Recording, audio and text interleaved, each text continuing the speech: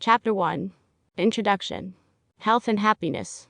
What a wonderful rest the hardworking heart receives when you take a day or two of fasting, complete abstinence from all food.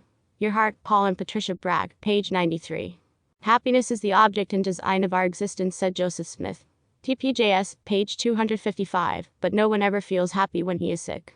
Everyone eventually experiences some type of affliction or illness: a cold, flu, headache, toothache, backache, maybe even ulcers, clogged arteries, arthritis, etc. Just coming into mortality is painful, as every baby and mother know. If we aren't catching some disease, we may suffer from some accident. This is mortality. However, many of the afflictions and sufferings we experience can be avoided. Indeed, most of them are caused by our own ignorance, bad judgment, or poor advice of others, including doctors. In spite of all the new scientific discoveries, advanced medical knowledge, and easy access to the drugstore, we are a sick generation, with most of our hospitals usually filled to capacity. Mankind generally are not very happy and not very well.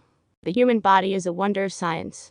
It is composed of a complete plumbing and electrical system, a computer, a delicate color photographic video system, an automatic thermostat, a fuel combustion motor drive, a chemistry lab that functions with taste, smell and sound sensors, and even more astounding, it has its own repair system. The list goes on and on. It is indeed a marvelous creation of God.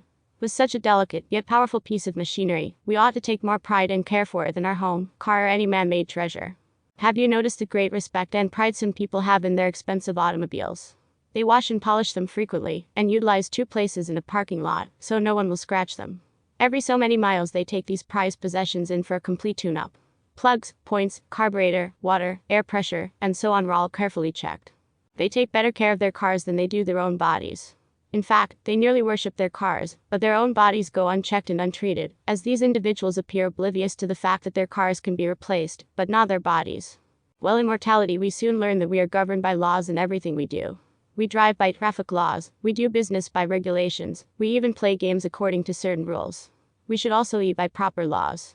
Disobeying the laws of health eventually results in punishment, and punishment results in sorrow or remorse.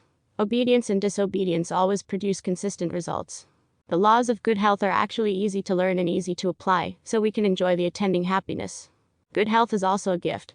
While some are born blind, crippled, or with some other infirmity, those who have good health should appreciate that blessing and try to preserve it.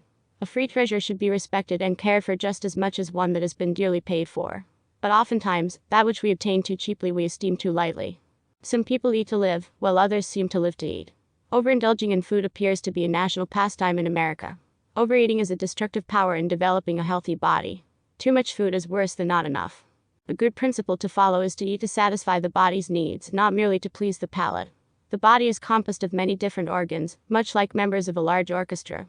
Each must be given their proper piece to play, or it would be a catastrophe. Different foods provide the minerals, vitamins, and elements necessary for the wide variety of bodily functions. By eating the wrong foods or an improper balance thereof, some parts of the body begin to weaken and fail. Man is the sickest animal on earth. No other animal has violated the laws of eating as much as man. No other animal eats as wrongly as man. Dr. Arrett, Mucusless Diet Healing System, page 149. Man usually eats what tastes good, not what is good for him. Even in that he is often misinformed, because a cool drink of fresh juice can be one of the best tasting foods ever discovered, and who has not enjoyed a fresh tree-ripened peach, as it practically fell from the tree into his hands? Salads, fruits and vegetables are more delicious and far more beneficial to one's health than bacon or steak. Most of the foods we think are delicious are those we are taught to be so. People who eat healthy foods soon lose their taste for meats and junk foods. The body, like a machine, can be programmed, and unfortunately it is usually programmed incorrectly. The body is a miracle device that sends messages to the brain when it needs fuel. When it receives junk food, it is not getting the proper nutrients, so it continues to send more messages, hence the overeating.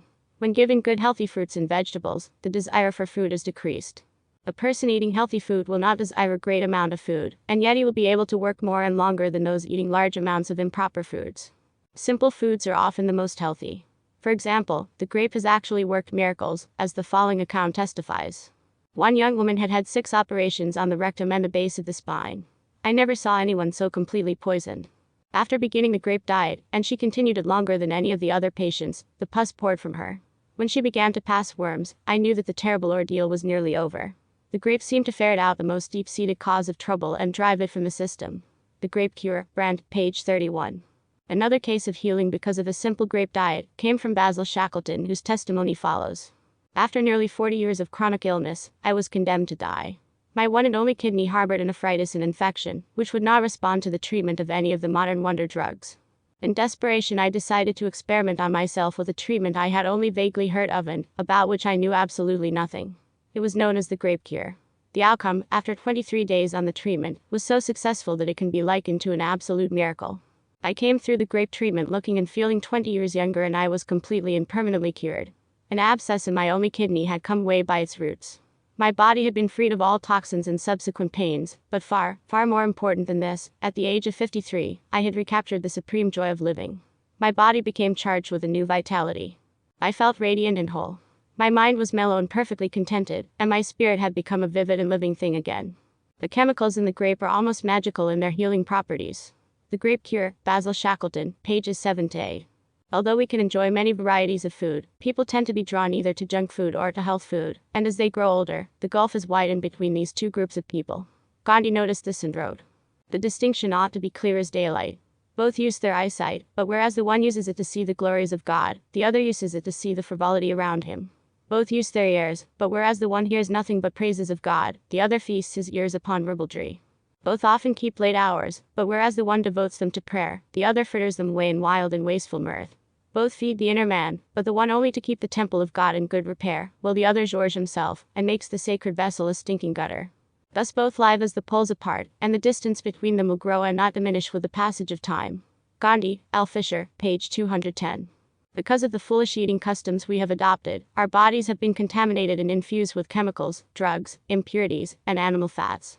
To cleanse and discard these poisons and trash from the body, the best method yet known is by fasting. It is interesting to note that popular opinion concerning fasting is that it is very hard on the system and should be avoided, so most people never fast for longer than a few hours at a time. They believe that overeating is better than undereating, but as has been mentioned, just the opposite is true. Everyone should fast. However, the type of fast and the length of time involved depends entirely upon the capability of the person. Some people can go on only short fasts, others ought to go on long ones. A person's physical ability and willpower determines the length of the fast. With experience, a person can develop the ability to fast for longer periods of time. Young boys and girls can be taught to fast for one meal, then two, and so forth, until fasting can be understood and accomplished with greater ease as he grows older.